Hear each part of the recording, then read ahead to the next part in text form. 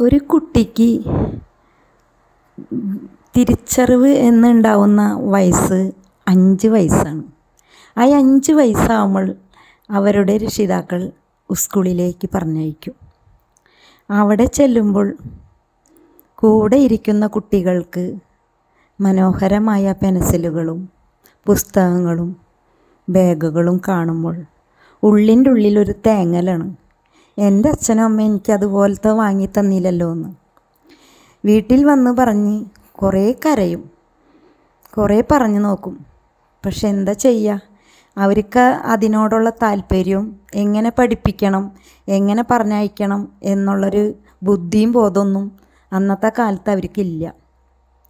പക്ഷെ ഇന്നത്തെ അച്ഛനമ്മമാർ അവർ മിടുക്കന്മാരാണ്. എത്ര വെയിലത്ത് നിന്ന് പണിയെടുത്താലും ആരുടെ എച്ചിൽ പാത്രം കഴിയാലും മക്കളെ നല്ല നിലയിലെത്തിച്ച് കാണണമെന്ന് ആഗ്രഹിക്കുന്ന അച്ഛനമ്മമാരാണ് ഈ ഭൂമിയിലുള്ളവരെല്ലാവരും. പക്ഷെ എന്ത് ചെയ്യാൻ, മക്കൾ അതൊന്നും ചെവി കൊള്ളാതെ എവിടേക്കോ ഉയർന്ന് പറക്കണം എന്നുള്ള ചിന്താഗതിയോടുകൂടിയാണ് നടക്കുന്നത്. പക്ഷേ അവരുടെ അച്ഛനമ്മമാരിന്നും കഷ്ടപ്പെടുന്ന വേദനകളൊന്നും അവർക്കിന്നും അവരുടെ ശ്രദ്ധയിലേ ഇല്ല. പൂത്തു നിന്ന കടമ്പിലെ പുഞ്ചിരിപ്പൂമുട്ടുകൾ ആരാമ പന്തലിൽ വീണുപോയെന്നോ. പൂത്തു നിന്ന കടമ്പിലെ പുഞ്ചിരിപ്പൂമുട്ടുകൾ ആരാമ പന്തലിൽ വീണുപോയെന്നോ. മധുരമില്ലാതെ നീ തിരിനാളമില്ലാതെ സ്വർണ്ണമാനുകളും പാടും കിളിയുമില്ലാതെ